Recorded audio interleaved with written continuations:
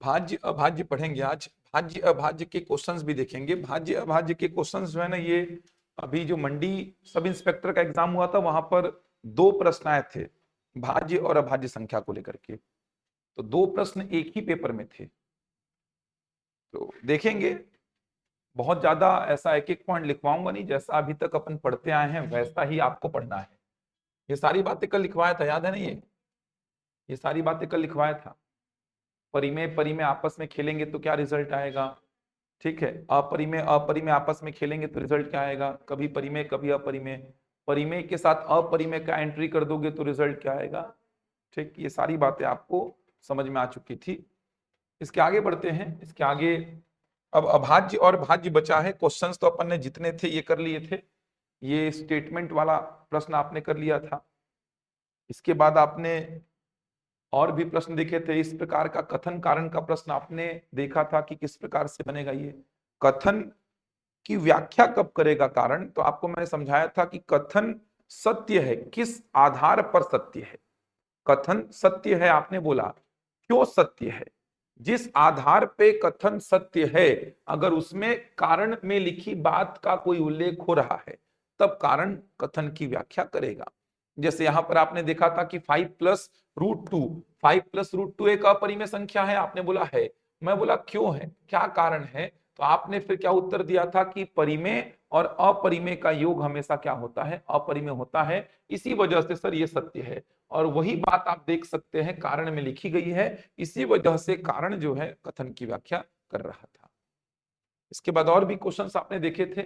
ये देखिए, ये तुल्य भिन्न, ये भी तो पढ़ा दिया था ना कल। भिन्न संख्याओं में आप जानते हैं, अच्छा भिन्न संख्या और परिमेय संख्या में डिफरेंस आपको बताया था। परिमेय संख्या में p/q, जहां p और q क्या होता है, पूर्णांक। जबकि यहां पर p/q, जहां पर p और q क्या होता है, पूर्ण संख्या होता है। कहने का मतलब भिन्न संख्या में नेगेटिव नंबर्स नहीं आएंगे। भिन्न संख्या में नेगेटिव नंबर्स नहीं आएंगे। उचित भिन्न में क्या था, अंश छोटा, अनुचित में अंश क्या था, बड़ा। और तुल्य भिन्न का मतलब क्या समझे थे, दो भिन्न आपस में बराबर हो तो उसको आप तुल्य भिन्न का नाम देते हैं। अभाज्य संख्या का प्रश्न आज लेंगे अपन। ये वाला प्रश्न आपने देखा था, कूट आधारित प्रश्न जो था, इसमें आपको बताना था गलत कथन कौन सा है, तो ये तो आपने आराम से बना लिया था। इसके बाद और भी प्रश्न आपने देखा था, ये भी प्रश्न आपने बनाया था। यहाँ पर कारण में लिखी बात क्या है, गलत है। दो अपरिमेय संख्याओं का गुणनफल सदैव एक अपरिमेय, गलत है ये, क्योंकि कभी परिमेय कभी अपरिमेय होता है, तो कारण यहाँ पर गलत था। इसके बाद आपने प्रश्न देखा था ये भी कि प्राकृत संख्या एक से आरंभ होती है, तो आपने बोला बिल्कुल होती है। प्राकृत संख्या एक से आरंभ होती है, तो आपने बोला बिल्कुल होती है।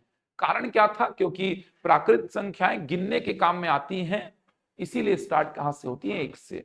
कारण में वही बात लिखी हुई थी।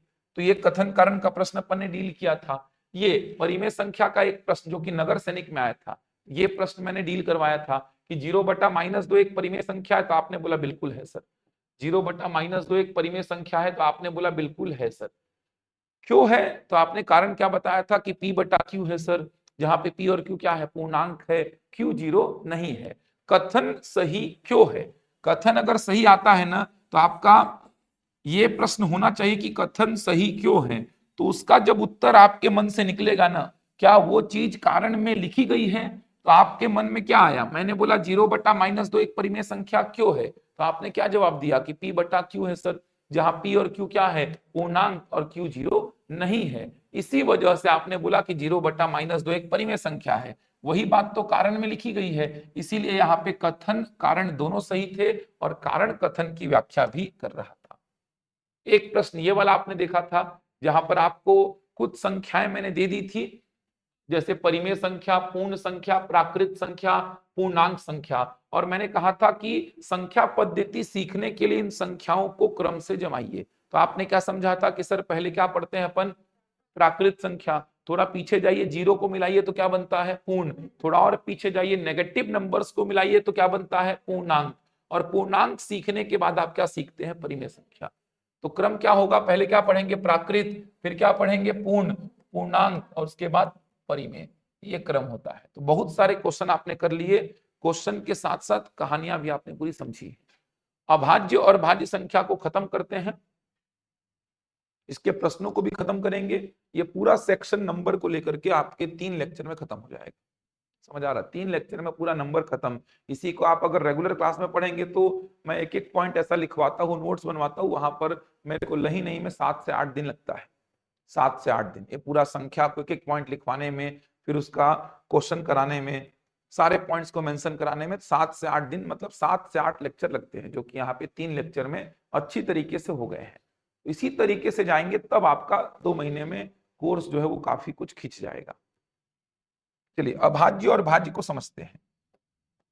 बहुत ज्यादा लिखवाऊंगा नहीं यहाँ पर भी, अभाज्य और भाज्य को समझेंगे। अभाज्य संख्या होती है जिसको बोलते हैं इंग्लिश में प्राइम नंबर, और भाज्य संख्या होती है जिसको बोलते हैं कंपोजिट नंबर। अभाज्य और भाज्य ये आपको सीखनी है, क्योंकि अभी मंडी सब इंस्पेक्टर में 2 प्रश्न आया था, हमेशा इधर से प्रश्न आते रहता है। तो अभाज्य और भाज्य क्या होता है इसको ध्यान से समझना। क्या होता है अभाज्य, क्या होता है भाज्य? अभाज्य और भाज्य को समझने से पहले एक टर्म आएगा गुणनखंड, इसको समझो, बहुत काम का टर्म है ये गुणनखंड। इंग्लिश में बोलते हैं फैक्टर्स, इंग्लिश में इसको फैक्टर्स बोलते हैं, गुणनखंड यानी फैक्टर्स। ये बहुत काम का टर्म है, बहुत यूज होता है गणित में। गुणनखंड का मतलब क्या होता है ध्यान से समझना। अगर मैं आपको बोला 6 के गुणनखंड लिखो, अगर मैं आपको बोलता हूं 6 के गुणनखंड, 6 के गुणनखंड लिखो, अगर मैं आपको बोला कि 6 के गुणनखंड बताओ क्या क्या होंगे, क्या क्या बताओगे? 2 और 3।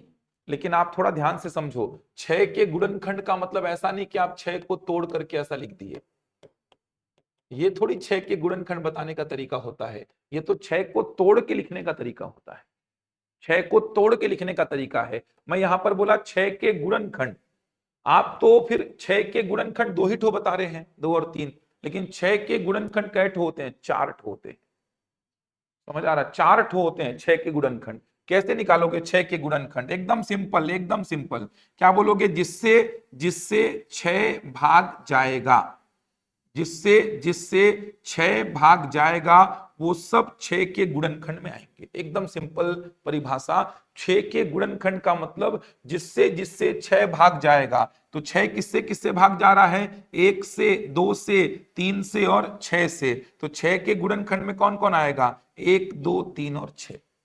कै ठो गुणनखंड है 6 के? 4 ठो। कै ठो मतलब कितने गुणनखंड? 4। 4 के गुणनखंड क्या क्या बताओगे? कै ठो गुणनखंड 4 के आए हैं? 3 ठो। 4 के गुणनखंड कै ठो आए? 3 ठो। 1, 2 और 4। अगर मैं आपसे बोलूं 12 के गुणनखंड बता पाओगे?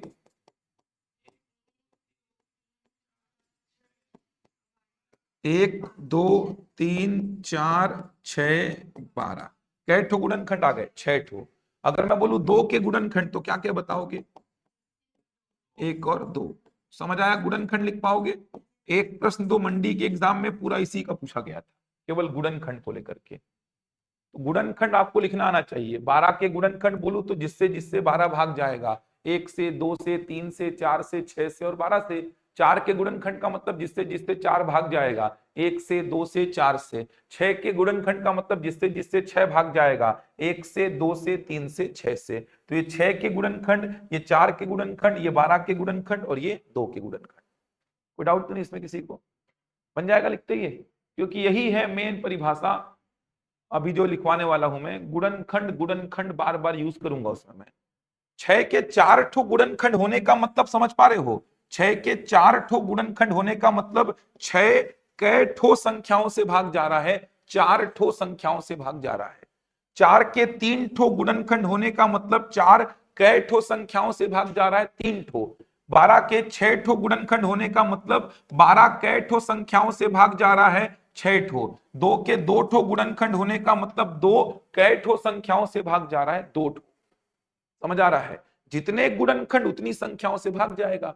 6 के अगर 4 गुणनखंड हैं मतलब 6 4 संख्याओं से भाग जा रहा है। 2 के 2 गुणनखंड हैं मतलब 2 2 संख्याओं से भाग जा रहा है। अब अभाज्य संख्या की परिभाषा समझना, स्टैंडर्ड परिभाषा क्या है। याद करो, मैंने प्राकृत संख्या का 2 हिस्सा किया था, भाज्य और भाज्य। याद आ रहा है?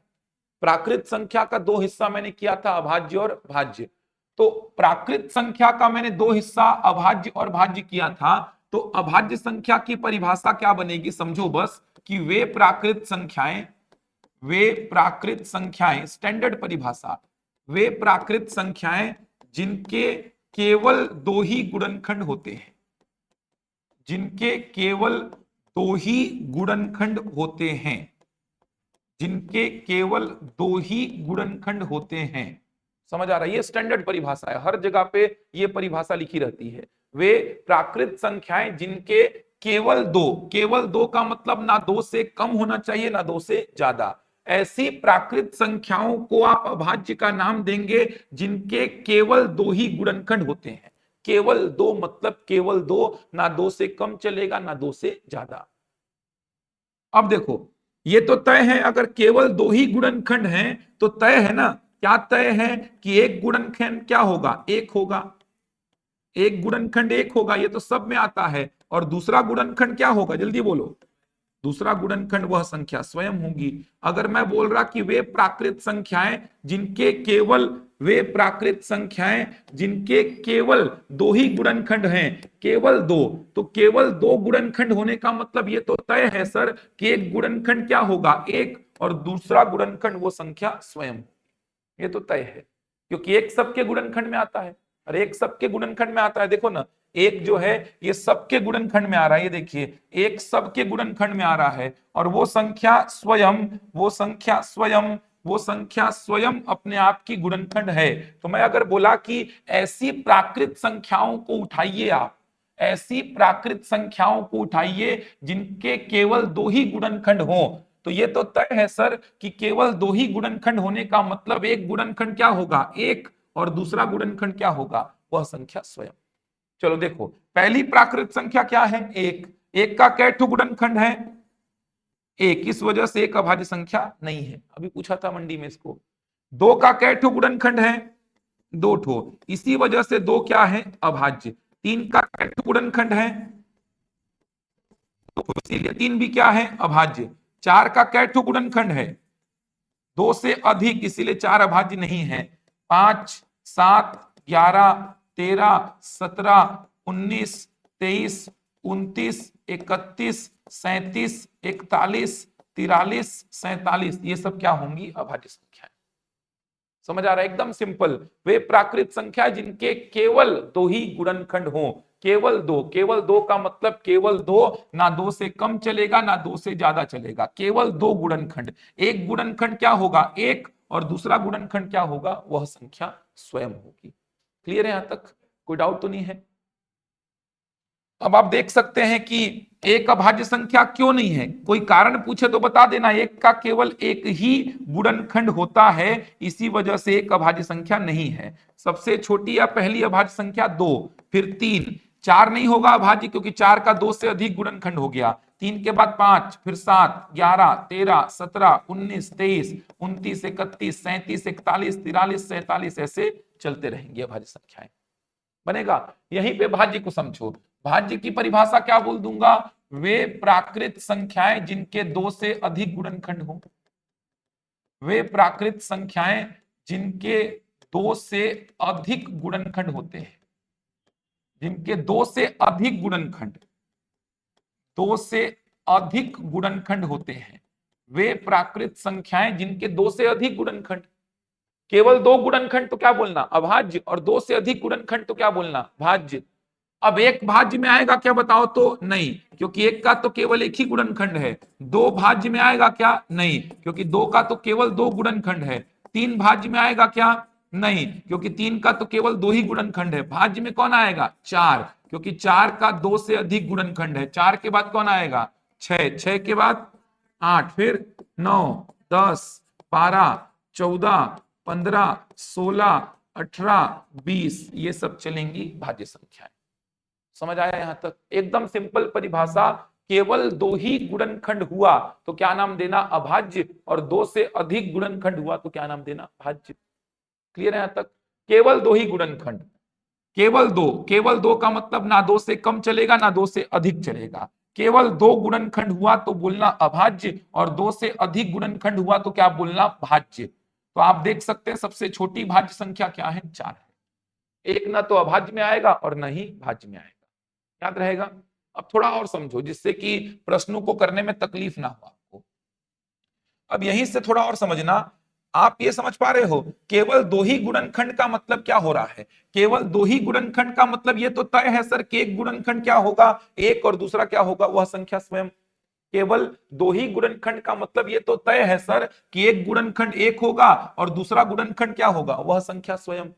अब मैं ऐसा बोलूं कि केवल दो ही गुणनखंड का मतलब केवल दो ही संख्याओं से भाग जाएंगे ये लोग, बोल सकता हूं ना? केवल दो ही गुणनखंड का मतलब क्या, केवल दो ही संख्याओं से भाग जाए। जो बचपन से पढ़े हैं आप कि ऐसी प्राकृत संख्याएं जो एक से बड़ी हों और जो केवल खुद से और एक से भाग जाएं, इसके अलावा किसी और से भाग ना जाएं। यही तो परिभाषा पढ़े हैं बचपन से आप। तो ये सब चीजों को सीखना पड़ेगा, तब स्टेटमेंट वाले प्रश्न बनेंगे। और आप खुद से निकालो ना। अभी आपको मैंने क्या बताया था, देखो 6 के 4 गुणनखंड मतलब 6 चार ठो संख्याओं से भाग जाएगा, 4 के 3 गुणनखंड मतलब 4 तीन ठो संख्याओं से भाग जाएगा। तो उसी प्रकार अगर मैं बोला केवल दो ही गुणनखंड, केवल दो ही गुणनखंड का मतलब क्या, केवल दो ही संख्याओं से भाग जाएगा, खुद से और किससे, एक से। तो बचपन से आपने इसकी एक परिभाषा ऐसी पढ़ी है कि एक से बड़ी ऐसी प्राकृत संख्याएं जो केवल खुद से, एक से बड़ी ऐसी प्राकृत संख्याएं जो केवल खुद से तथा एक से भाग जाती हैं, इसके अलावा किसी और से भाग नहीं जाती है। ऐसा पढ़े आप, समझ आ रहा है? जो केवल खुद से तथा एक से भाग जाती हैं, इसके अलावा किसी और से भाग नहीं जाती हैं। देखो ना, 2 केवल खुद से और एक से जा रहा है, 3 केवल खुद से और एक से, 5, 7, 11, 13, 17, ये जितने भी नंबर्स आप देख पा रहे हैं, ये नंबर्स केवल खुद से और एक से डिवाइड होंगे, उसके अलावा किसी और से नहीं होंगे।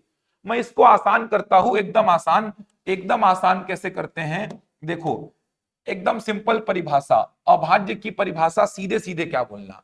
पहली बात तो ये रट लो, क्या रट लो कि एक न तो अभाज्य होगा और न ही क्या होगा, इसको रट लो आप। क्यों रट लिए, क्योंकि सर एक का केवल एक ही फैक्टर है, एक का केवल एक ही फैक्टर है जो न तो अभाज्य की परिभाषा में फिट बैठता है और न ही भाज्य की परिभाषा में फिट बैठता है। तो इसको रट लो कि एक न तो अभाज्य न ही भाज्य। एकदम सिंपल, अभाज्य संख्या का मतलब जो किसी से भाग ना जाए, अभाज्य संख्या का मतलब जो किसी से भाग ना जाए। और भाज्य संख्या को आप कैसे पढ़ना, जो किसी से भी भाग चली जाए, जो किसी से भी भाग चली जाए। समझना, सब एक ही चीज हो रहा है। अभाज्य का मतलब जो किसी से भाग ना जाए और भाज्य का मतलब जो किसी से भी भाग चली जाए। समझो बात को एक बार। देखो, केवल दो ही फैक्टर का मतलब केवल दो ही संख्याओं से भाग जाएगा, खुद से और एक से। केवल दो ही फैक्टर का मतलब केवल दो ही संख्याओं से भाग जाएगा, खुद से और एक से। और आप बचपन से लेकर अभी तक नोटिस किए होंगे कि खुद से और एक से अपन किसी भी संख्या को भाग देके नहीं देखते हैं, क्योंकि खुद से और एक से तो सब जाते हैं यार। तो खुद से और एक से अगर सब जाते हैं सर, खुद से और एक से सब जाते हैं सर, खुद से और एक से तो सब जाते हैं सर, तो खुद से और एक से किसी को भाग देके देखना नहीं पड़ता।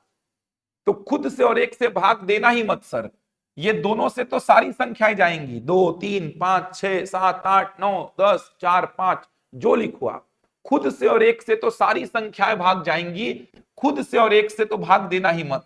पहली बात तो रट लिए कि एक अभाज्य भी नहीं है, भाज्य भी नहीं है। कारण पता है आपको कि एक का केवल एक ही फैक्टर होता है, इसी वजह से एक न तो अभाज्य न ही भाज्य।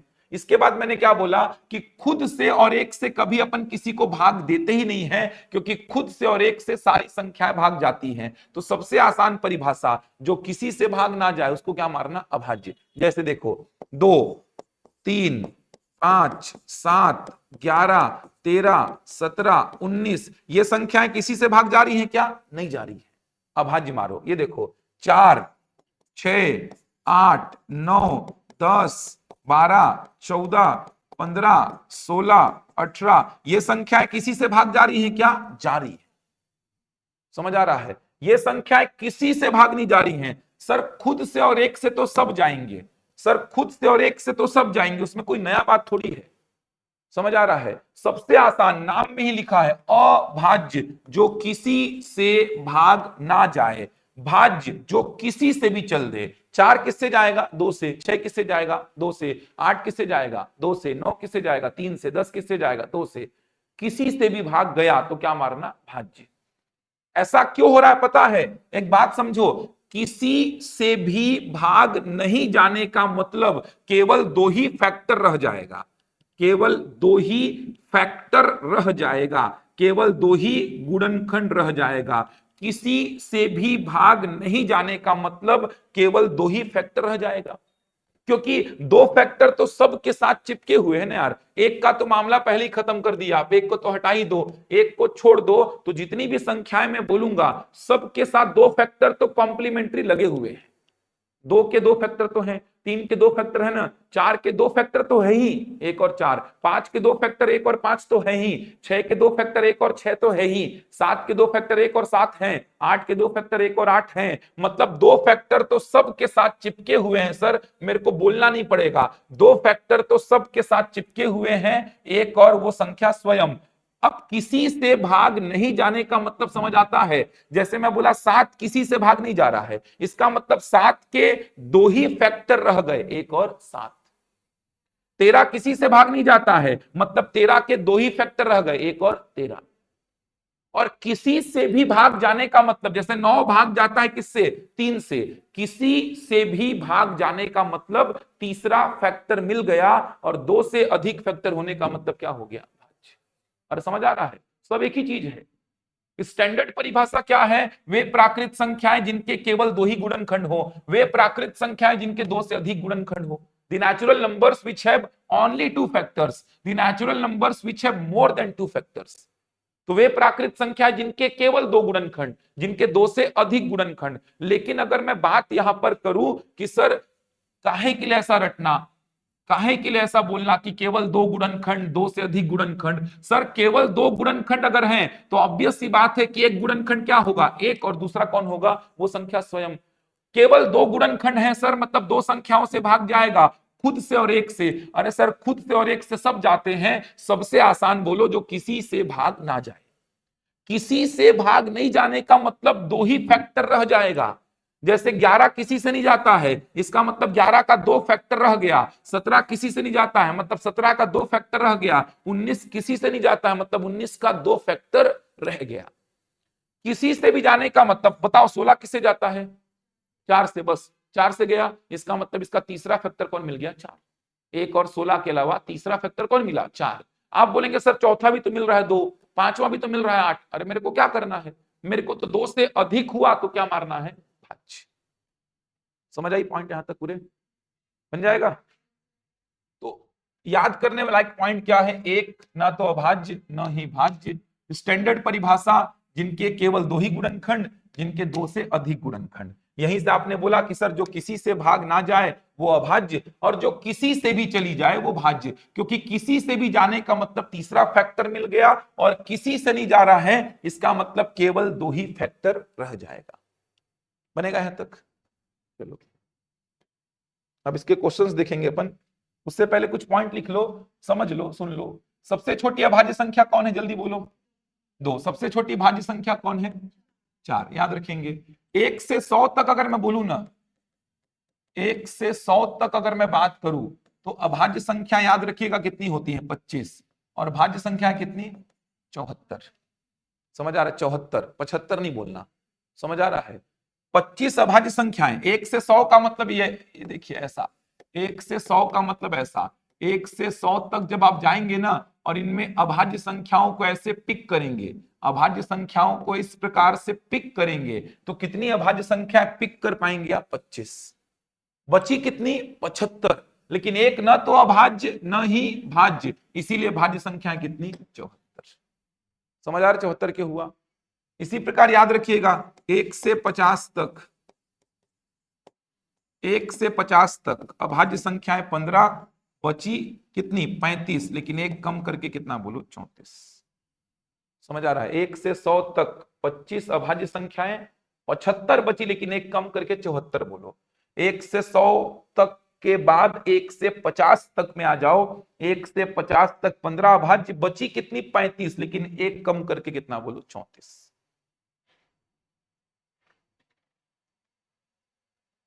याद रहेगा ये?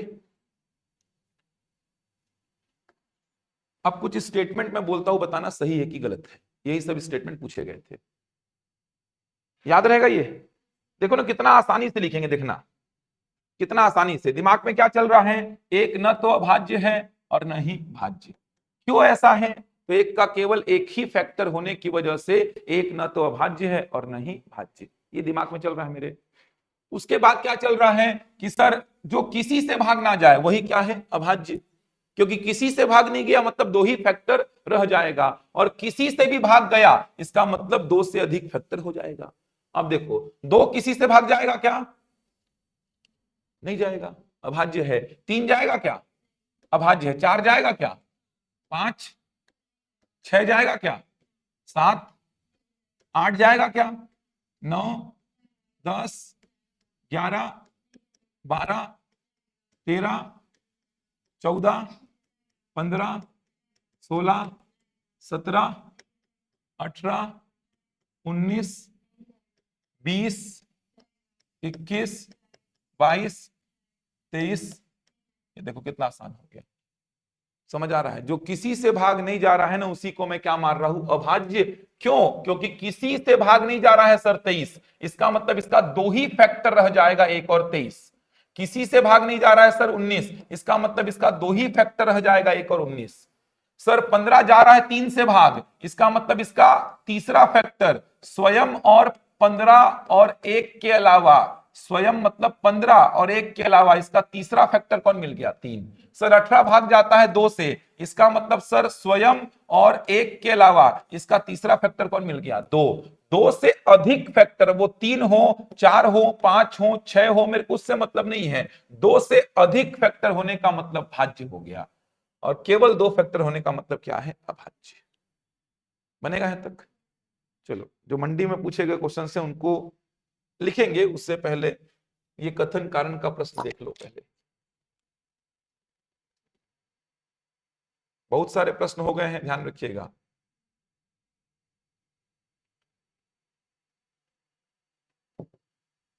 चलिए बनाइए इसको। कथन कारण का प्रश्न है।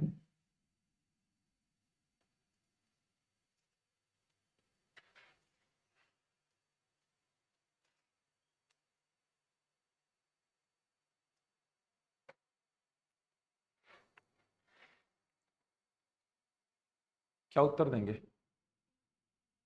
डी। बाकी लोग देखो क्या उत्तर आएगा यार, ये तो सिंपल सा प्रश्न है। कथन दिया सभी अभाज्य संख्याएं विषम संख्याएं होती हैं। कारण लिखा है क्योंकि अभाज्य संख्याओं के केवल दो ही गुणनखंड एक और स्वयं होते हैं। All prime numbers are odd numbers. Prime numbers have only two factors, one and the number itself. क्या होगा? ठीक, सिंपल सा प्रश्न था। कथन क्या है? गलत। कथन क्या है? गलत। क्यों गलत है? सभी अभाज्य संख्याएं विषम होती हैं क्या? नहीं। अभाज्य संख्याएं आपके दिमाग में चल रही हैं 2, 3, 5, 7, 11, 13, 17, 19, ये चल रही है आपके दिमाग में। क्या ये सारी अभाज्य संख्याएं विषम है क्या? नहीं है सर। दो कहां से विषम हो जाएगा? सारी अभाज्य संख्याओं को जब मैं विषम बोलने जाऊंगा तो ये दो प्रॉब्लम क्रिएट करेगा। इसका मतलब कथन तो समझ में ही आ गया गलत है। अब कथन गलत है तो उत्तर तो आपका ऑप्शन डी आ ही गया। कारण मेरे को पता है कि नहीं पता है उससे मेरे को कोई मतलब नहीं है। दोनों में से कोई एक अगर गलत हो जाता है ना, दोनों में से कोई एक अगर गलत हो जाता है तो फिर आपका उत्तर तो आ ही जाता है। तो कथन तो पढ़े आप, सभी अभाज्य संख्याएं विषम संख्याएं होती हैं, गलत। सभी अभाज्य संख्याओं में तो दो भी आता है सर, दो को कैसे विषम बोल दोगे आप? मतलब दो को आप अभाज्य संख्या ले रहे हो लेकिन विषम संख्या तो नहीं बोल पा रहे हो। यहां पर तो बोला है सभी अभाज्य संख्याएं विषम हैं, तो सारी अभाज्य संख्याओं को विषम बोलने जाऊंगा तो दो प्रॉब्लम क्रिएट करेगा। इकलौती सम संख्या जो अभाज्य है वो कौन है? दो। सम संख्याओं में एक ही सम संख्या है, सोचो ना, ये सम संख्याएं होती हैं, ये देखो पढ़ाया हूं, ये सम संख्याएं होती हैं। अब इसमें दो को छोड़ दो तो ये सारी की सारी संख्याएं किससे भाग जाएंगी? दो से। इसका मतलब इन सब में तीसरा फैक्टर कौन होगा? दो होगा। एक और स्वयं के अलावा तीसरा फैक्टर कौन होगा? दो। और दो से अधिक फैक्टर होने का मतलब ये सारी संख्याएं क्या हो गई? भाज्य हो गई। एक ही सम संख्या अभाज्य है, वो कौन है? दो है, लेकिन है कौन है? वो दो है। बन जाएगा। तो कथन क्या है? गलत। कथन गलत है तो फिर ऑप्शन डी तो मेरा उत्तर आ चुका है। फिर भी आप एक बार कारण को पढ़ लो। अभाज्य संख्याओं के केवल दो गुणनखंड एक और स्वयं होते हैं। कारण क्या है? सही बनेगा ये। तो ये जितने भी क्वेश्चन थे स्लाइड में वो तो मैंने कंप्लीट कर दिए हैं। मंडी के एक दो क्वेश्चन को मैं ओरली लिखवा रहा हूं बोल बोल करके, उसमें बताना उत्तर क्या आएगा। मंडी का एक जो प्रश्न आया था उसमें बोला था कौन सा सही है, PQRS करके दिया था, ऐसा कुछ दिया था, कौन सा सही है। पहला बोला था सभी अभाज्य संख्याएं विषम हैं, सभी अभाज्य संख्याएं विषम हैं।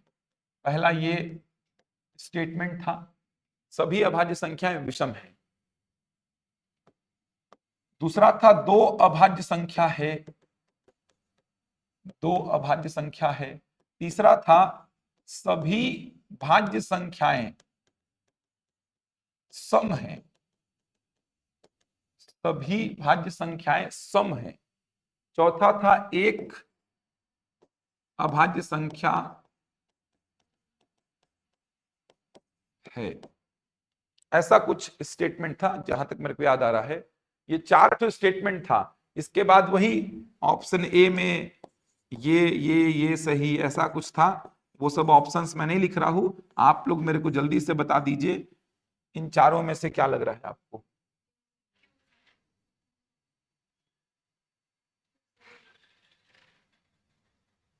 एक अभाज्य संख्या नहीं है मेरे ख्याल से, ऐसा था एग्जाम में। ठीक है, ऐसा था एग्जाम में मेरे ख्याल से कि एक अभाज्य संख्या नहीं है, मेरे ख्याल से जो याद आ रहा है ऐसा था, ऐसा था मेरे ख्याल से। आप क्या उत्तर देंगे? ठीक, बन जाएगा। आर समझ आ रहा है ना क्यों गलत हुआ है? सभी अभाज्य संख्याएं विषम हैं, ये तो गलत अभी देखिए अपन। सभी मतलब सभी, सभी मतलब सभी, तो जब सभी अभाज्य संख्याओं को मैं लिखने बैठूंगा, ये देखिए सभी अभाज्य संख्याओं को जब मैं लिखने बैठूंगा तो क्या सारी अभाज्य संख्याएं विषम है? नहीं सर, दो प्रॉब्लम क्रिएट करेगा, दो प्रॉब्लम क्रिएट करेगा। सभी अभाज्य संख्याओं को विषम आप नहीं बोल सकते। दूसरा, दो अभाज्य संख्या है, सही बात है। क्यों अभाज्य है पूछूं मैं आपसे तो क्या बताओगे? दो का केवल दो ही फैक्टर है। सभी भाज्य संख्याएं सम है, ऐसा होता है क्या? नहीं, सभी भाज्य संख्याएं कहां से सम हो जाएंगी सर? भाज्य संख्याएं तो कितनी सारी हैं सर, चार भाज्य है ना, फिर 6, फिर 8, 9, 10, 12, 14, 15, 16, 18, फिर 20, फिर 21, फिर 22, फिर 24, 25, 26, 27, 28। आप जितनी भाज्य संख्याएं सबको सम बोल पाओगे क्या? संभव ही नहीं है। कहां से सम होगी? देखो ना, यहीं पे दिख गया, ये सम है क्या? ये सम है क्या? समझ आ रहा है? ये सम है क्या? नहीं। ये सम है क्या? नहीं। ये सम है क्या? नहीं। तो सारी भाज्य संख्याओं को सम बोलना संभव ही नहीं है, इसका मतलब गलत। एक अभाज्य संख्या नहीं है, ये क्या हो जाएगा? सही। तो कौन कौन सा सही था? Q एंड S जो है ये सही था। ये पूछा गया प्रश्न था अभी मंडी में, बनेगा। एक और प्रश्न पूछा गया था, उसको भी सुनिए। एक और प्रश्न पूछा गया था, वो भी सुनिए। उसमें भी ऐसे ही चार स्टेटमेंट दिए गए थे, उसमें भी ऐसे ही चार स्टेटमेंट दिए गए थे। शॉर्ट में बता रहा हूं वो क्या था। पहला स्टेटमेंट क्या था, शॉर्ट में बता रहा हूं, ये अभी मंडी सब इंस्पेक्टर में आया था क्वेश्चन। पी में क्या लिखा था? प्राकृतिक संख्याओं में, पढ़े हैं ना प्राकृतिक संख्या, प्राकृतिक संख्याओं में जो पूर्ण वर्ग संख्याएं होती है, प्राकृतिक संख्याओं में जो पूर्ण वर्ग का मतलब परफेक्ट स्क्वायर। जानते हैं क्या होता है परफेक्ट स्क्वायर? मतलब परफेक्ट स्क्वायर एक आध नंबर बताइए मेरे को। 4, 9, 16, 25, एक भी तो परफेक्ट स्क्वायर है। तो प्रश्न क्या था? प्राकृत संख्याओं में पूर्ण वर्ग संख्याएं जो होती हैं, पूर्ण वर्ग संख्याएं जो होती हैं, इसमें धनात्मक गुणनखंडों की संख्या विषम होती है। धनात्मक गुणनखंडों की संख्या विषम होती है। धनात्मक गुणनखंडों की संख्या विषम होती है। धनात्मक गुणनखंडों की संख्या विषम होती है। गुणनखंडों की संख्या, कितने गुणनखंड, वो गुणनखंड कितने होने चाहिए, विषम होने चाहिए। ये पहला स्टेटमेंट था। दूसरा क्या था, दूसरा था सभी प्राकृत संख्याओं के बारे में बात किया। तो सभी प्राकृत संख्याओं में धनात्मक गुणनखंडों की संख्या सम होती है।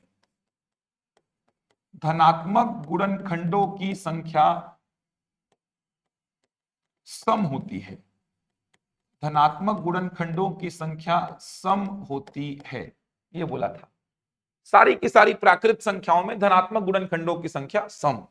तीसरा ऐसा कुछ दिया था कि n इक्वल टू, देखे थे क्या पेपर, p1 का पावर a1 इंटू p2 का पावर a2, ऐसे करते करते pk का पावर ak में धनात्मक गुणनखंडों की संख्या धनात्मक गुणनखंडों की संख्या ऐसा कुछ बताया था, a1 plus 1 into a2 plus 1, ऐसे करते करते ak प्लस 1 होती है। जहां बोला था p1 p2 ऐसे pk, ये सब क्या है, ये सभी अभाज्य संख्याएं हैं। ये सभी अभाज्य संख्याएं हैं, ऐसा बोला था। एस में क्या बोला था, एस में बोला था कि वे प्राकृत संख्याएं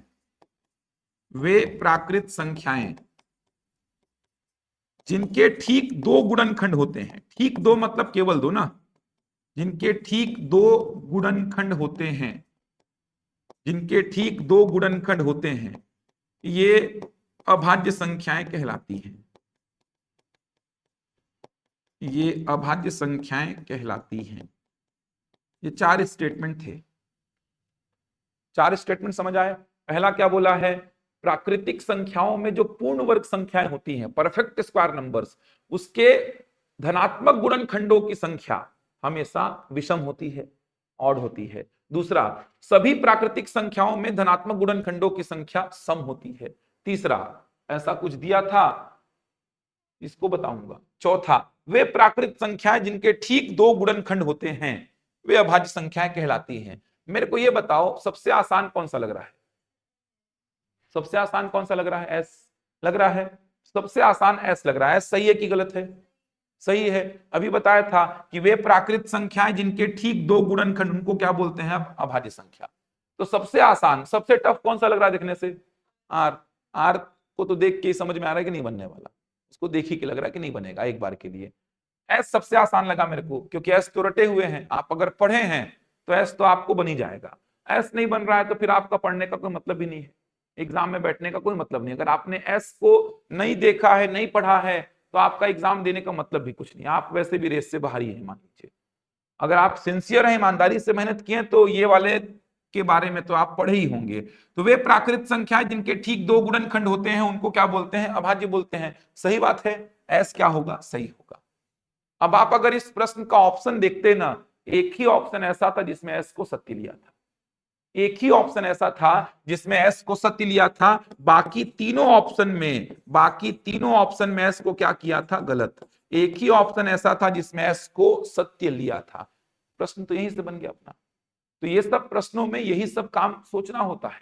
ये नहीं कि आप आर को देख करके डर गए और क्वेश्चन को छोड़ के आ गए, ये नहीं करना है कि आर को देख के डर गया सर, क्वेश्चन ही छोड़ दिया मैं, तो ये सब नहीं करना है।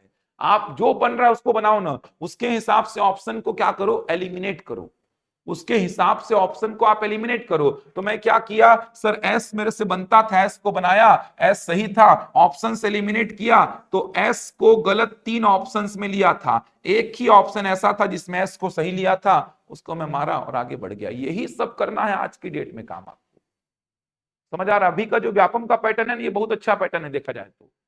4 में से कोई एक बन रहा है तो भी उत्तर लग जा रहा है, 4 में से कोई 2 बन रहा है तो भी उत्तर लग जा रहा है, 4 सही जोड़ी के प्रश्नों में से कोई 2 सही जोड़ी का प्रश्न बैठ गया तो भी उत्तर आ जा रहा है। समझ आ रहा है? कथन कारण में से कोई एक अगर गलत हो गया, वो और अपन को पता है, तो प्रश्न का उत्तर बता दे रहे हैं अपन। तो ये बहुत फायदा हो गया आज की डेट में। तो अच्छा पैटर्न है, पढ़ने वालों के लिए तो अच्छा पैटर्न है ये। आप देखो ऐसे सही काम चल गया था, फिर भी अपन तो क्लास में चीजों को सीख रहे हैं, तो अपन पी क्यू आर पे चर्चा करते हैं। चलिए, पी क्या बोला है, ऐसी प्राकृत संख्याएं जो क्या है, पूर्ण वर्ग। अब अपने मन से कोई पूर्ण वर्ग सोच लो, कोई भी पूर्ण वर्ग सोचो अपने मन से।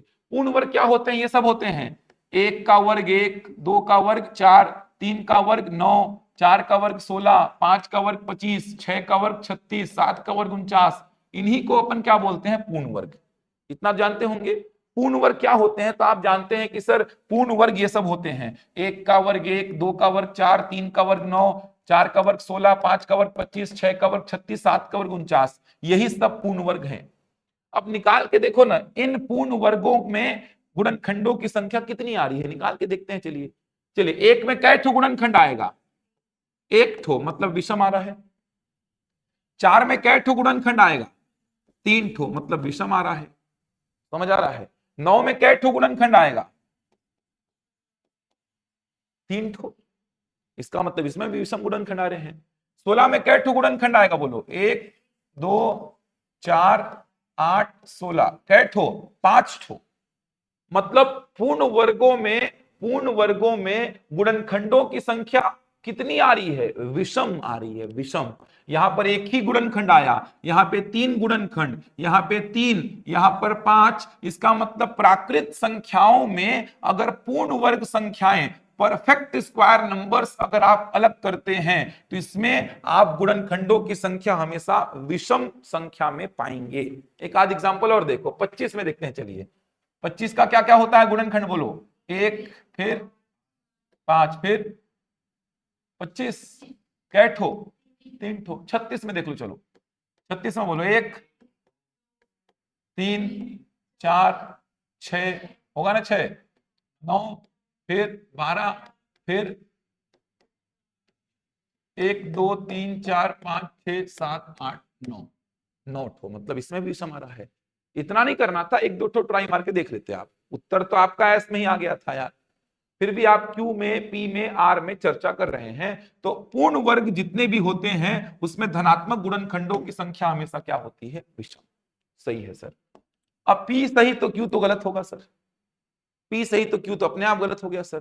क्यों गलत हो गया, यहां बोला सभी प्राकृत संख्याओं में धनात्मक गुणनखंडों की संख्या सम होती है। ये तो वैसे ही गलत हो गया सर, क्योंकि ये भी तो प्राकृत संख्याएं है ना, ये भी तो प्राकृत संख्याएं हैं। यहां बोला सभी प्राकृत संख्याओं में, सभी प्राकृत संख्याओं में, तो सारी की सारी प्राकृत संख्याओं में धनात्मक गुणनखंडों की संख्या सम होती है क्या, नहीं। इन्हीं को देखो ना, इनमें क्या आ रहा है, विषम। ये भी तो प्राकृत संख्याएं हैं, और सारी की सारी प्राकृत संख्याओं में धनात्मक गुणनखंडों की संख्या सम होना संभव ही नहीं है। क्यों क्या हो गया, गलत। समझ आ रहा है। अच्छा, आपको अगर क्यों भी पता होता ना, क्यों भी अगर आपको पता होता कि गलत आ रहा है, तो 3 ऑप्शन ऐसे थे जिसमें क्यू को क्या लिया था, सही लिया था। एक ऑप्शन में क्यू को गलत लिया था। तो आपको क्यू पता होता, एस पता होता, दोनों में से कोई एक पता होता तो भी इस प्रश्न का उत्तर बन जाता। और क्यू और एस तो दोनों बहुत आसान थे यार। इसको तो आप कर सकते थे ना, सारे प्राकृत संख्याओं में धनात्मक गुणनखंडों की संख्या सम होती है। नहीं सर, 1 में 1 हो रहा है, 2 में चलिए 2 है, 3 में 2 है, 4 में 3 हो गया सर, 5 में चलिए 2 है, 6 में चलिए 4 है, 7 में चलिए 2 है, 8 में चलिए 4 है, 9 में 3 हो गया सर। तो सारी प्राकृत संख्याओं में धनात्मक गुणनखंडों की संख्या सम होती है क्या, नहीं होती है सर। एक बात ये भी समझो, तुक्का जब मारोगे ना, जब तुक्का लगाओगे ऐसे क्वेश्चंस में, तो सदैव जैसा कोई वर्ड आया, सभी में ऐसा कोई वर्ड आया, इसका मतलब वो जनरली क्या होता है, गलत। जनरली सदैव एक चीज नहीं होता है, सभी में एक जैसा नहीं होता है, तुक्का ही मारना है। मैं बोल रहा हमेशा ये एप्लीकेबल नहीं है, लेकिन 90% 80% एप्लीकेबल हो जाता है। हर जगह पे तो नहीं आएगा सर, नहीं पता तो भी मन से आवाज आती है ना कि हर जगह पे तो नहीं आता होगा यार, सदैव तो ये नहीं होता होगा यार। जैसे याद करो कथन कारण का प्रश्न, 2 अपरिमेय संख्याओं का गुणनफल सदैव अपरिमेय होता है, गलत बोल दिया था मैं इसको, कभी परिमेय कभी अपरिमेय।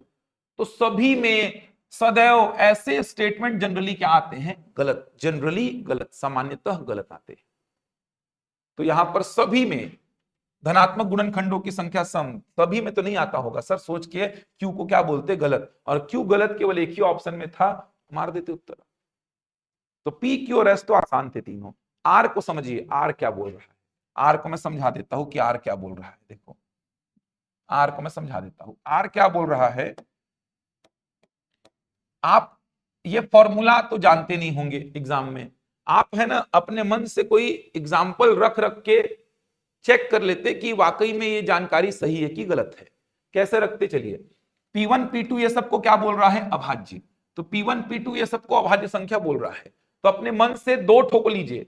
अब भाई ये तो पी के लिख दिया है ना, कितना भी ले सकते हैं, अपन अपना मन से कै ठो ले लेते हैं, दो ठो चेक करने के लिए। जैसे मान लो एग्जांपल के लिए मैं बोलता हूं ना 1+2+3 ऐसे करते करते कहां तक, n तक। अब इसका फॉर्मूला क्या होता है, n into N plus 1 divide by 2 होता है ना। अब मान लो मेरे को चेक करना है तो मैं क्या करता हूं, दो ठोक लेता हूं, दो ठोक लेता हूं, फॉर्मूले से देखता हूं कितना आ रहा है, और दो ठोक को मैं खुद से जोड़ के देखता हूं कितना आ रहा है।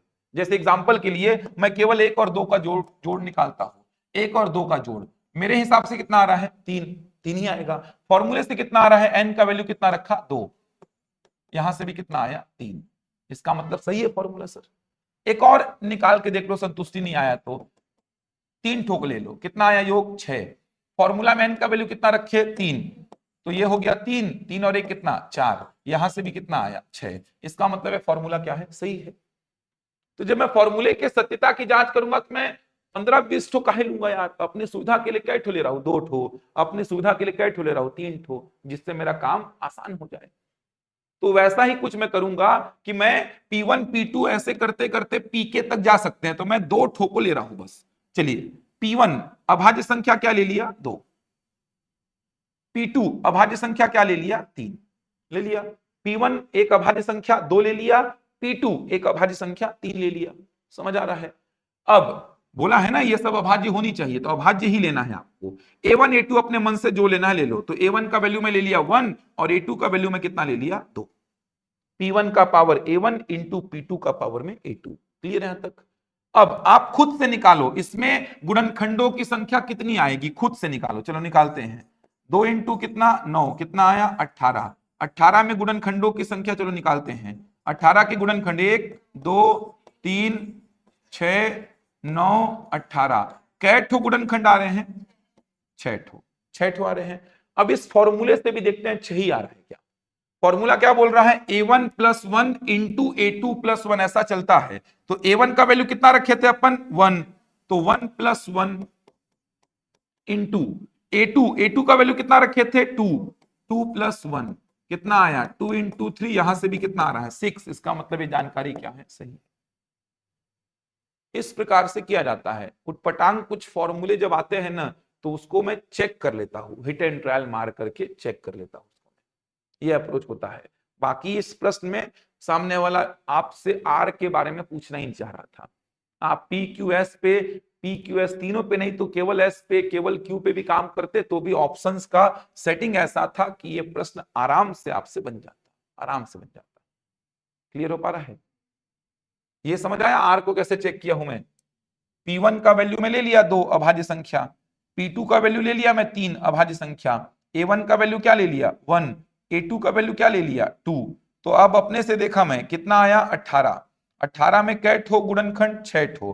फॉर्मूले से जाएंगे तो A1 प्लस 1, तो 1 प्लस 1, A2 प्लस 1, 2 प्लस 1। फॉर्मूले से गया तो भी कितने गुणनखंड आ रहे हैं, 6। बोला है ना ऐसे फॉर्मेट में गुणनखंडों की संख्या ऐसी होती है, ऐसे फॉर्मेट में गुणनखंडों की संख्या ऐसी होती है। तो मैं क्या किया, देख लिया A1 plus 1 into A2 plus 1, तो यहां पे गुणनखंडों की संख्या कितनी, 6। और मैंने पूरा एक एक करके निकाला तो भी गुणनखंडों की संख्या कितनी, 6। इसका मतलब क्या हुआ, ये जानकारी सही है। तो ये प्रश्न भी अभाज्य संख्या पे आधारित था, टफ नहीं था। ये तो बन जाता ना यार, दूसरा वाला स्टेटमेंट तो बन जाता, बनता नहीं। ये सारे प्राकृत संख्याओं के गुणनखंडों की संख्या सम होती है क्या, नहीं होती सर। और वे प्राकृत संख्या जिनके ठीक दो गुणनखंड होते हैं वो अभाज्य कहलाती हैं, बिल्कुल कहलाती है सर। पूर्ण वर्ग वाला जानकारी भी बेसिक जानकारी था, इतना तो पता होता है कि पूर्ण वर्ग क्या है, 1 है, 2 है, 4 है, सॉरी 1 है, 4 है, 9 है, 16, 25, 36, 49, 64, 81, 100, 121, 144, मतलब 1 का वर्ग, 2 का वर्ग, 3 का वर्ग, 4 का वर्ग, 5 का वर्ग, इन्हीं को क्या बोलते हैं, पूर्ण वर्ग। प्राकृत संख्याओं के वर्गों को ही क्या बोलते हैं, पूर्ण वर्ग बोलते हैं अपन। तो अपन ने एग्जाम्पल ले लेकर के देखा कि क्या पूर्ण वर्ग में गुणनखंडों की संख्या विषम आ रही है क्या? आ रही है सर, बार बार विषम आ रही है, इसका मतलब सही जानकारी है। सभी प्राकृत संख्याओं में गुणनखंडों की संख्या सम आ रही है क्या? नहीं सर, और ये तो पता ही था। आर को मैंने बोला कुछ नया कुछ आता है ना तो ऐसे चेक किया करो। और ये प्रश्न एक और आया था मंडी में, देख सकते हैं, ये दो प्रश्न सेपरेट सोचो मंडी में अभाज्य संख्या को लेकर के। अब बच्चे, बहुत सारे बच्चे इसको छोड़ देते हैं ऐसे प्रश्नों को, तो ऐसे प्रश्नों को छोड़ना नहीं होता है। समझ आई सारी बातें? इतना ही रखते हैं। ये पूरा सेक्शन संख्या को लेके खत्म हो गया आपका, देख सकते हैं। बहुत सारे क्वेश्चन मैंने करा दिए हैं, दिखा दे रहा हूं क्वेश्चंस में, बहुत सारे क्वेश्चन करा दिए। उन क्वेश्चन के माध्यम से मैंने सारी जानकारी बताई। वैसे तो मैंने पूरा बताया है, लिखवाया है, बहुत बोला है मैंने क्लास में, ये सारी बातें मैंने लिखवाई हैं। ये देखिए, ये सारी बातें मैंने शॉर्ट में, सारी बातें मैंने लिखवा भी दी हैं, और बताते समय तो मैं लगभग सारी बातों को कवर किया। ऐसे चलेंगे ना तो आपका मैक्सिमम पार्ट कवर हो जाएगा। तो आगे के चैप्टर्स को भी ऐसे ही चलाऊंगा मैं, आगे के चैप्टर्स को भी। बस ये क्वेश्चंस आपके नोट्स में आपको लिखने हैं तो आप घर में लिख लीजिएगा, या पीपीटी आपको मिल ही रहा है उसको देख लीजिएगा। अब यहाँ पे इतने बड़े बड़े क्वेश्चंस को अगर मैं लिखवाऊंगा तो समय बहुत लग जाएगा, और 2 महीने में आपको तैयारी करनी है और नए पैटर्न में तैयारी करनी है। देख सकते हैं सारी जानकारी बताया। अब आपको पता तो है ना, आप बता तो सकते हैं ना परिमेय क्या होता है, अपरिमेय क्या होता है, भिन्न क्या होता है, भाज्य क्या होता है, अभाज्य क्या होता है, ये सारी जानकारी आप बता सकते हैं। सब कुछ पता है, प्राकृत, पूर्ण, पूर्णांक, सम, विषम, सब कुछ पता है। शांत और अशांत, अशांत में क्या होता है, एक आवर्ती और एक क्या होता है, अनावर्ती। एक जुड़वा भाज्य करके संख्या होती है, याद रखिएगा। जुड़वा भाज्य क्या होता है, जुड़वा भाज्य याद रखिएगा, एक बार प्रश्न आ गया था। जुड़वा अभाज्य एक सह अभाज्य होता है, उसको बाद में बताऊंगा। जुड़वा अभाज्य इसको बोलते हैं ट्विंस प्राइम नंबर। जुड़वा अभाज्य पूछा है व्यापम ने एक बार प्रश्न। जुड़वा अभाज्य का मतलब क्या, दो ऐसी अभाज्य संख्याएं, दो ऐसी अभाज्य संख्याएं, दोनों का अभाज्य होना कंपलसरी है, दोनों का अभाज्य होना कंपलसरी है, दोनों का अभाज्य होना कंपलसरी है। दो ऐसी अभाज्य संख्याएं जिनका अंतर कितना रहता है, 2, जिनका अंतर, अंतर मतलब डिफरेंस कितना हो, 2, इन दोनों को क्या बोलते हैं अपन, जुड़वा अभाज्य। हमेशा जोड़े में रहेगा, जुड़वा अभाज्य हमेशा जोड़े में रहेगा। तो दो ऐसी अभाज्य संख्याएं, दो ऐसी अभाज्य संख्याएं जिनका डिफरेंस कितना होता है, 2 होता है, उन्हीं को क्या बोलते हैं अपन, जुड़वा अभाज्य। दोनों का अभाज्य होना कंपलसरी है। जैसे मान लो किसी व्यक्ति के, कोई व्यक्ति मान लो इस कास्ट का है, उसके 2 बच्चे जो हुए जुड़वा, वो दोनों तो इसी कास्ट के रहेंगे, सिंपल सी बात है। समझ आ रहा है? तो जुड़वा अभाज्य का मतलब क्या, अभाज्य तो होना ही चाहिए ना दोनों यार, अभाज्य तो होना ही चाहिए, मतलब दोनों को अभाज्य होना तो कंपलसरी है, और साथ ही साथ अंतर कितना हो, 2। जैसे बोलो तो एग्जांपल बोलो, 3 और 5 क्या कहलाएगा, जुड़वा अभाज्य। जैसे 5 और 7, जैसे 17 और 19, जैसे 29 और 31, जैसे 41 और 43। ये सब जो जोड़े आप देख पा रहे हैं ना, इन जोड़ों को ही क्या बोलते हैं, जुड़वा अभाज्य। याद रखिएगा। अभी सीटेट में तो प्रश्न आया भी था, और व्यापम भी पूछ चुका है प्रश्न यहां से, इतना पढ़ लीजिए। एक और देख ही लीजिए, सह अभाज्य क्या होता है, कंफ्यूजन ना हो। सह अभाज्य इसको बोलते हैं को प्राइम, सह अभाज्य को प्राइम, सारे नंबर्स खत्म हो जाएंगे, को प्राइम। अब सह अभाज्य में अभाज्य लिख जरूर दिया है, लेकिन इसको अभाज्य से कोई लेना देना नहीं है, समझना। जुड़वा का मतलब, मान लो मेरे जुड़वा बच्चे में गोयल हो तो वो दोनों बच्चे भी गोयल ही होंगे। कोई साहू है, उसके जुड़वा बच्चे हुए तो दोनों बच्चे साहू ही होंगे। कोई गुप्ता है, उसके जुड़वा बच्चे हुए तो जुड़वा बच्चों का सरनेम गुप्ता ही तो रहेगा। समझ आ रहा है? तो जुड़वा अभाज्य में अगर मैं बोलूं कि इन दोनों संख्याओं का अभाज्य होना कंपलसरी है, तो कोई डाउट तो नहीं होना चाहिए यार, दोनों अभाज्य होनी कंपलसरी, अंतर कितना हो, 2। सह अभाज्य में दो संख्याओं का ऐसा जोड़ा जिसमें कुछ भी कॉमन ना हो, कुछ भी कॉमन ना हो। कुछ भी कॉमन नहीं होने का मतलब महत्तम समापवर्तक कितना आता है, 1। अब आपने अभी महत्तम समापवर्तक को नहीं पढ़ा है, जानते होंगे तो अच्छी बात है, हाईएस्ट कॉमन फैक्टर नहीं जानते हैं तो छोड़ो इसको। बस आप ये समझो कि दो संख्याओं का ऐसा जोड़ा जिसमें कुछ भी कॉमन ना हो, कुछ भी कॉमन ना हो। अभाज्य से लेना देना नहीं है इसको, कुछ भी। यहां से अच्छा प्रश्न स्टेटमेंट वाला बन सकता है। यहां पर इन दोनों का अभाज्य होना कंपलसरी नहीं है, होगा तो भी चलेगा। मुझे बताओ 2 और 3 में कुछ कॉमन आ रहा है क्या? 2 और 3 में कुछ कॉमन है क्या? कॉमन का मतलब समझ आता है कि नहीं आता है यार? 2 और 3 से कुछ कॉमन ले सकता हूं क्या? नहीं। अरे आप बोलेंगे एक ले लो सर, एक तो सभी में कॉमन आ जाएगा, एक को कॉमन थोड़ी बोलते हैं कुछ। 2 और 3 से कुछ कॉमन आएगा बाहर? नहीं आएगा। तो ये जोड़ा क्या कहलाएगा? सहभाज्य। मेरे को बताओ 4 और 7 में कुछ कॉमन आएगा क्या? सहभाज्य। मेरे को बताओ 7 और 9 में कुछ कॉमन आएगा क्या? सहभाज्य। मेरे को बताओ 4 और 9 में कुछ कॉमन आएगा क्या? सहभाज्य। मेरे को बताओ 9 और 16 में कुछ कॉमन आएगा क्या? नहीं, सहभाज्य। सहअभाज्य का सिंपल सा मतलब दो संख्याओं का ऐसा जोड़ा, दो संख्याओं का ऐसा जोड़ा, दो संख्याओं का ऐसा जोड़ा जिसमें कुछ भी कॉमन ना हो, जिसमें कुछ भी कॉमन ना हो। समझ आ रहा है? जिसमें कुछ भी कॉमन ना हो। एक बात समझो, यहां पे ध्यान दो, यहां पर जिसमें कुछ भी कॉमन ना हो। क्या दोनों का अभाज्य होना कंपलसरी है? कंपलसरी नहीं है। देखो ना, यहां पे दोनों अभाज्य हैं क्या? नहीं।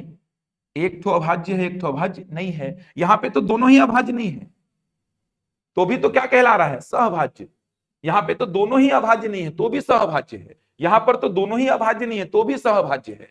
यहां पर एक ठो अभाज्य नहीं है तो भी सहभाज्य है। यहां पर एक ठो अभाज्य नहीं है तो भी सहभाज्य है। यहां पर दोनों अभाज्य है तो भी क्या है? सहभाज्य। तो दोनों अभाज्य हो तो भी हो सकता है सहभाज्य, कोई एक अभाज्य हो तो भी हो सकता है, एक भी अभाज्य ना हो तो भी हो सकता है। मतलब सह अभाज्य संख्या में दोनों का अभाज्य होना ही कंपलसरी नहीं है, जबकि जुड़वा में दोनों का अभाज्य होना कंपलसरी है। समझ आ रहा है? जुड़वा का मतलब दो ऐसी अभाज्य संख्याएं, जुड़वा अभाज्य का मतलब दो ऐसी अभाज्य संख्याएं जिनका अंतर कितना होना चाहिए? दो। दो ऐसी अभाज्य संख्याएं जिनका अंतर दो होना चाहिए। सहभाज्य में दो संख्याओं का ऐसा जोड़ा, दो संख्याओं का ऐसा जोड़ा जिसमें कुछ भी कॉमन ना निकले। क्लियर है यहां तक? मेरे को ये बताओ 5 और 15 में कुछ कॉमन आएगा कि नहीं आएगा? क्योंकि 15 को मैं क्या लिख सकता हूं? 3 इंटू 5, तो दोनों में 5 कॉमन आ जाएगा, तो ये जोड़ा सहभाज्य नहीं कहलाएगा। 2 और 4 में कुछ कॉमन आएगा कि नहीं आएगा? इसका मतलब ये जोड़ा सहभाज्य नहीं कहलाएगा। कुछ भी कॉमन नहीं आने का मतलब जैसे 2 और 3, 4 और 7, 7 और 9, 4 और 9, 9 और 16, ये जो जोड़े आप देख पा रहे हैं, दो संख्याओं के ऐसे जोड़े जिसमें कुछ भी कॉमन ना निकले, कुछ भी कॉमन ना निकले, और कुछ भी कॉमन नहीं निकलेगा, कुछ भी कॉमन नहीं निकलेगा, तो उसको अपन क्या बोलेंगे? सहभाज्य। तो ये भी जोड़े में रहता है और ये भी जोड़े में रहता है। जैसे मैं प्रश्न पूछा आपसे कि दो जुड़वा भाज्य है कि नहीं, तो आप बोलेंगे प्रश्न इनकम्प्लीट है सर। आप बोलेंगे दो सिंगल जुड़वा कभी कहलाएगा ही नहीं। समझ आ रहा है भाई? एक ही बच्चा है किसी का, तो उसको जुड़वा कैसे बोल दोगे? तो मैं बोला दो जुड़वा भाज्य है क्या, तो आप बोलेंगे प्रश्न इनकम्प्लीट। मैं बोला दो सहभाज्य है क्या, तो आप बोलेंगे प्रश्न इनकम्प्लीट। अगर मैं बोला 3 और 5 ये जुड़वा भाज्य है क्या, तो आप बोलेंगे हैं सर। दोनों अभाज्य हैं, दोनों का अंतर कितना है? 2 है। मैं बोला दोनों सहभाज्य हैं क्या, तो आप बस ये देखना कि दोनों में कुछ भी कॉमन ना आए। दोनों में कुछ भी कॉमन नहीं आ रहा है, मतलब ये क्या है? सहभाज्य। सह अभाज्य में काम की बात यह है कि दोनों का अभाज्य होना कंपलसरी नहीं है, किसी एक का भी अभाज्य होना कंपलसरी नहीं है। ये आपका कंप्लीट हो गया एक सेक्शन। बनेगा? यहां तक पढ़ लीजिए पूरा, कोई प्रश्न नहीं छूटेगा। इधर से कोई भी प्रश्न आ जाए, देखना कोई प्रश्न आपसे नहीं छूटेगा। अब न्यूमेरिकल चालू हो जाएगा, मतलब अब न्यूमेरिकल प्रॉब्लम चालू होगा। ये संख्या को लेकर सारी जानकारी बता दी आपने। क्लियर है यहां तक पूरा?